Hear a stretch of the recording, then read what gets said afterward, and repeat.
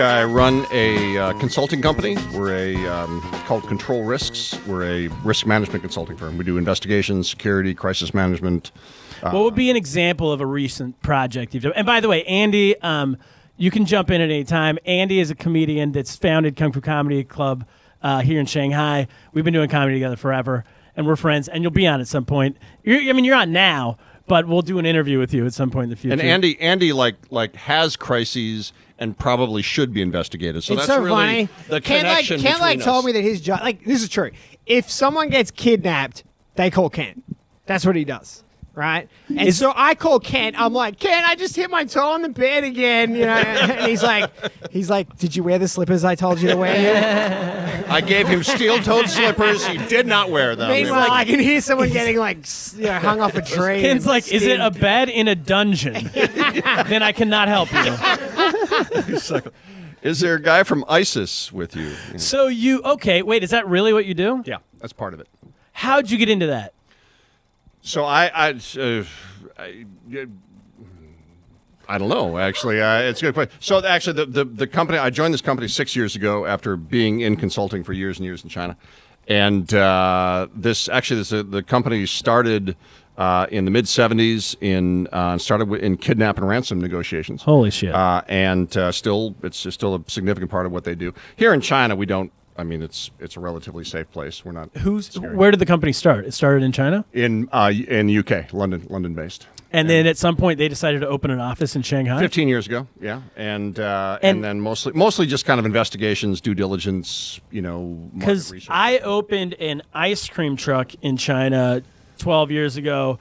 And the when government you say that, it sounds like you just literally opened one on the street. Like you opened a business. I opened an ice cream truck ice cream inside, yeah. No, but here's the thing. You're like, oh, you save people's lives? I opened a truck one time.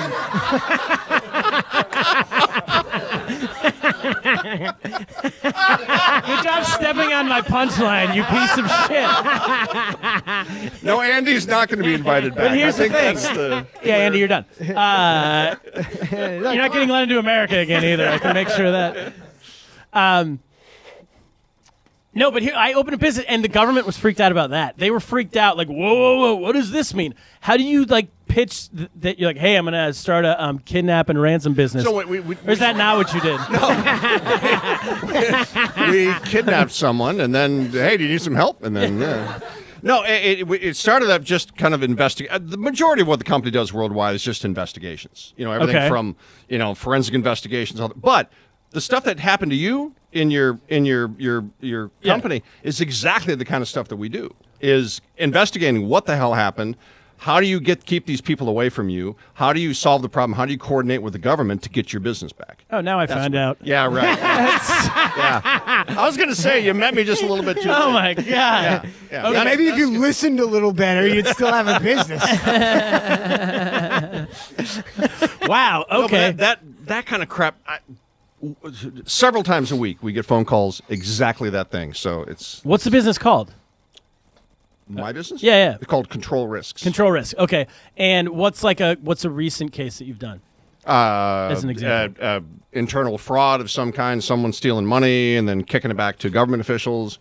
And so you need to investigate the fraud, and then you investigate the fraud, and someone gets really pissed off that you're investigating them, and they threaten you. Someone being an employee. Got They it. threaten you, so then you have to deal with the extortion and the security threat, as well as the investigation, and then trying to present the results to U.S. authorities and lawyers and Chinese government.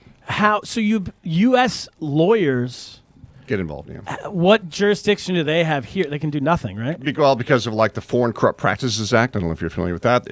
I wish I was. If you'd known that, he might still have a business. Yeah. You don't need to worry about it anymore. This is the most depressing episode of my podcast we've ever had.